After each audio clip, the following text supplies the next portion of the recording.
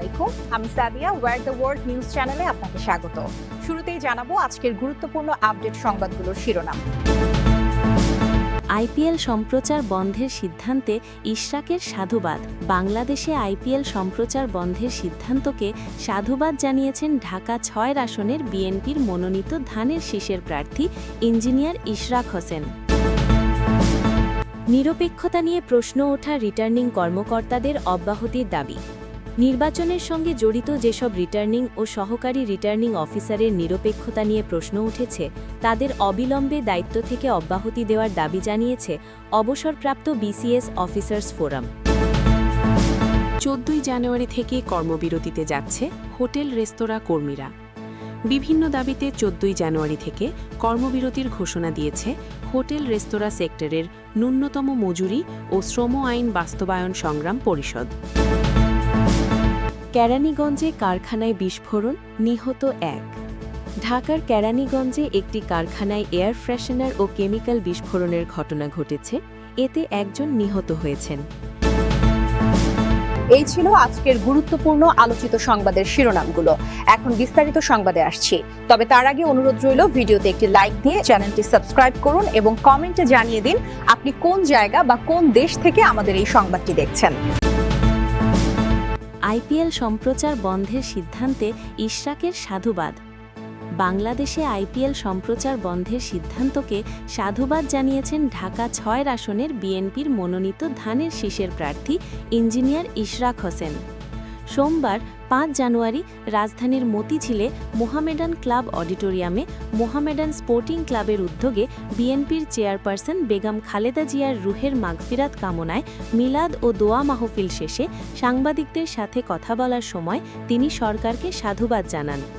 ইশরাক বলেন, এই সিদ্ধান্ত বাংলাদেশের খেলোয়াড়দের সম্মান ও নিরাপত্তা রক্ষার ক্ষেত্রে একটি সময় উপযোগী ও সাহসী পদক্ষেপ। তিনি বলেন, বাংলাদেশ ক্রিকেট বোর্ড বিসিবি কোনো রাজনৈতিক সংগঠন নয়। তারা খেলোয়াড়দের নিরাপত্তা ও মর্যাদার বিষয়টি বিবেচনায় নিয়েই যথাযথ সিদ্ধান্ত নিয়েছে। তিনি মনে করেন, বিসিবির পক্ষ থেকে পাঠানো চিঠিতে যে উদ্বেগ প্রকাশ করা হয়েছে তা সম্পূর্ণ যৌক্তিক।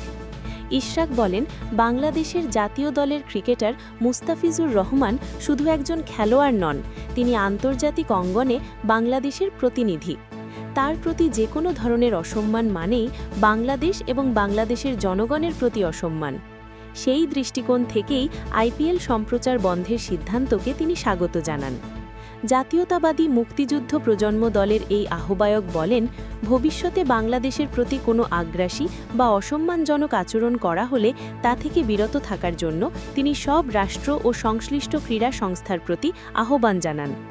এ সময় তিনি ক্রীড়াঙ্গন নিয়ে বিএনপির ভবিষ্যৎ পরিকল্পনার কথাও তুলে ধরেন। তিনি বলেন, বেগম খালেদা জিয়ার নেতৃত্বেই বাংলাদেশে ক্রীড়া ও যুব উন্নয়নের ভিত্তি রচিত হয়েছিল। বিএনপি ক্ষমতায় এলে ঘোষিত ৩১ দফা কর্মসূচির আলোকে ক্রীড়া খাতকে আরও শক্তিশালী করা হবে।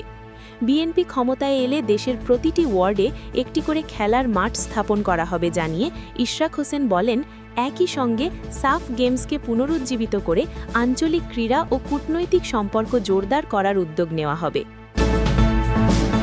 নিরপেক্ষতা নিয়ে প্রশ্ন ওঠা রিটার্নিং কর্মকর্তাদের অব্যাহতির দাবি। নির্বাচনের সঙ্গে জড়িত যেসব রিটার্নিং ও সহকারী রিটার্নিং অফিসারের নিরপেক্ষতা নিয়ে প্রশ্ন উঠেছে তাদের অবিলম্বে দায়িত্ব থেকে অব্যাহতি দেওয়ার দাবি জানিয়েছে অবসরপ্রাপ্ত বিসিএস অফিসার্স ফোরাম। সোমবার ৫ জানুয়ারি জাতীয় প্রেস ক্লাবে এক সংবাদ সম্মেলনে এই দাবি জানান সংগঠনের সদস্য সচিব এবং সাবেক সচিব ড. মোহাম্মদ শরীফুল আলম।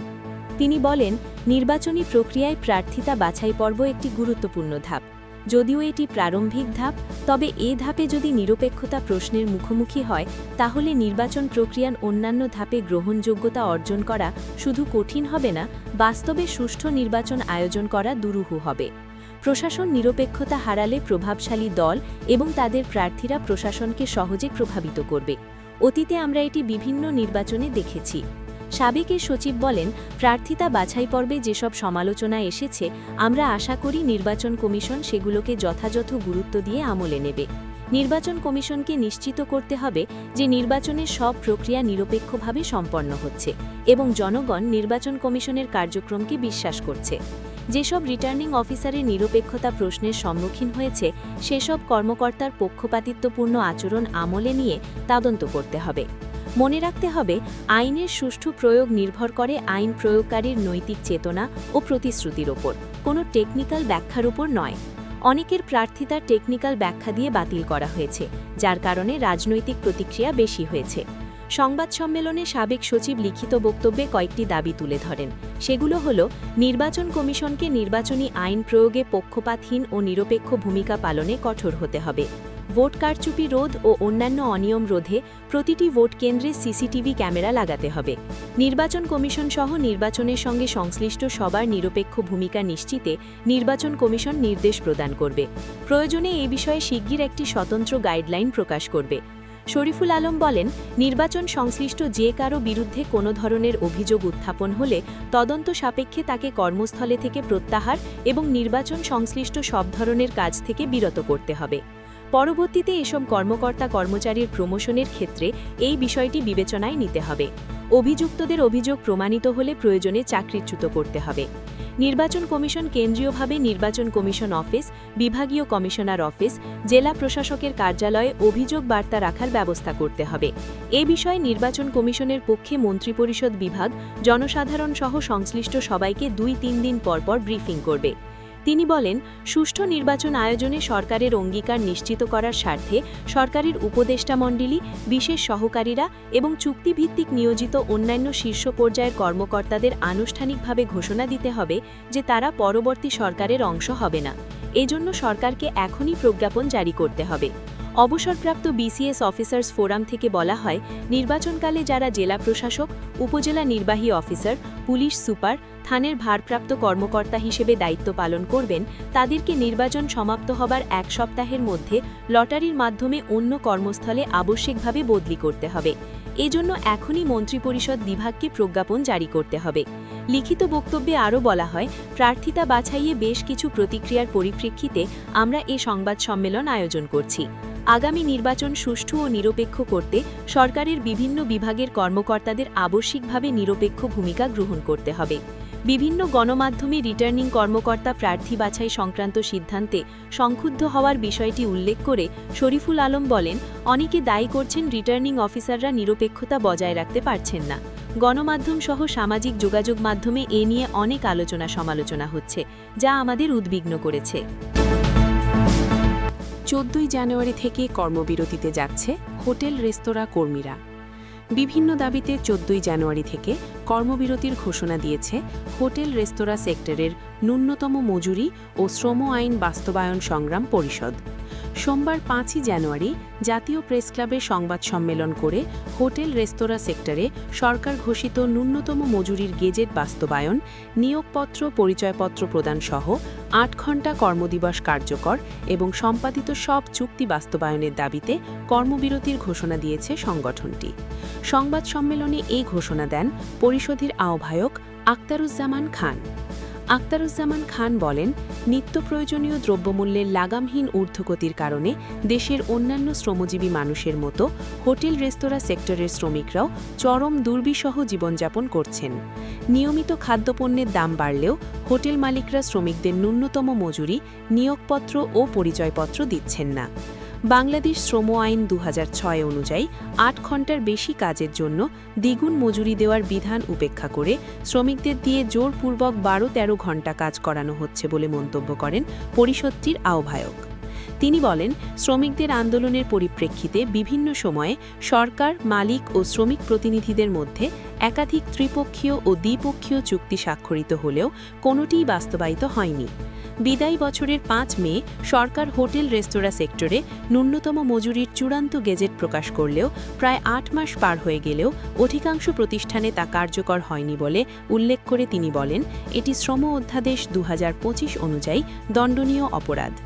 গত বছরের 20 অক্টোবর ও 18 ডিসেম্বর সংশ্লিষ্ট দপ্তরগুলোতে স্মারকলিপি প্রদান এবং 24 ডিসেম্বর ত্রিপক্ষীয় সভা অনুষ্ঠিত হলেও সরকার ও মালিক পক্ষের কার্যকর কোনো পদক্ষেপ না থাকায় শ্রমিকদের মধ্যে তীব্র হতাশা ও ক্ষোভ তৈরি হয়েছে।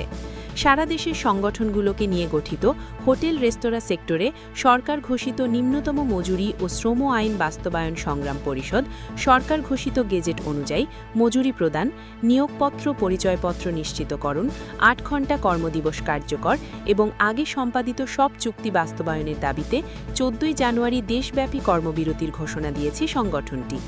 আখতারুজ্জামান খান বলেন, এই কর্মসূচির মাধ্যমে নির্যাতিত ও বঞ্চিত হোটেল রেস্তোরাঁ শ্রমিকদের ন্যায্য দাবির প্রতি দৃষ্টি আকর্ষণ এবং গণমাধ্যমের সহায়তা কামনা করছি। সংবাদ সম্মেলনে উপস্থিত ছিলেন হোটেল রেস্তোরাঁ সেক্টরে সরকার ঘোষিত ন্যূনতম মজুরি ও শ্রম আইন বাস্তবায়ন সংগ্রাম পরিষদের যুগ্ম আহ্বায়ক আনোয়ার হোসেন, বাংলাদেশ ট্রেড ইউনিয়ন সংঘের যুগ্ম সম্পাদক প্রকাশ দত্ত, ঢাকা মহানগর সংগ্রাম পরিষদের আহ্বায়ক সাইফুল ইসলাম এবং স্টার গ্রুপ শ্রমিক সংগ্রাম পরিষদের আহ্বায়ক মনির হোসেন। কেরানীগঞ্জে কারখানায় বিস্ফোরণ, নিহত ১। ঢাকার কেরানীগঞ্জে একটি কারখানায় এয়ার ফ্রেশনার ও কেমিক্যাল বিস্ফোরণের ঘটনা ঘটেছে, এতে একজন নিহত হয়েছেন। মঙ্গলবার ৫ জানুয়ারি দুপুরে ২টার দিকে উপজেলার কালিন্দী ইউনিয়নের আড্ডা রেস্টুরেন্টের গলির শেষ মাথায় অবস্থিত কারখানায় এ ঘটনা ঘটে। স্থানীয় সূত্র জানায়, বিস্ফোরণের পর কারখানাটিতে আগুন ছড়িয়ে পড়ে, এতে কারখানার ভেতরে থাকা এক ব্যক্তি গুরুতরভাবে আহত হন। পরে তাকে উদ্ধার করে উপজেলা স্বাস্থ্য কমপ্লেক্সে নেওয়া হলে চিকিৎসক তাকে মৃত ঘোষণা করেন। বিস্ফোরণের কারণ জানতে ফায়ার সার্ভিস ও সংশ্লিষ্ট কর্তৃপক্ষ তদন্ত শুরু করেছে। এলাকাবাসী জানান, আবাসিক এলাকার ভেতরে কেমিক্যাল ও এয়ার ফ্রেশনার তৈরির কারখানা থাকায় দীর্ঘদিন ধরেই ঝুঁকির আশঙ্কা ছিল। তারা অবিলম্বে এ ধরনের কারখানার বিষয়ে কঠোর নজরদারি ও প্রয়োজনীয় ব্যবস্থা নেওয়ার দাবি জানান।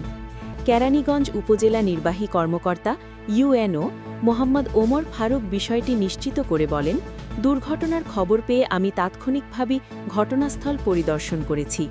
কারখানায় সৃষ্ট আগুন বর্তমানে নিয়ন্ত্রণে রয়েছে, উদ্ধার কার্যক্রম চলমান রয়েছে।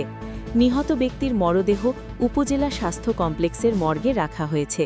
তিনি আরও বলেন, নিহতের পরিবারের পাশে দাঁড়াতে উপজেলা প্রশাসনের পক্ষ থেকে তাৎক্ষণিকভাবে নগদ ২৫,০০০ টাকা আর্থিক সহায়তা প্রদান করা হয়েছে।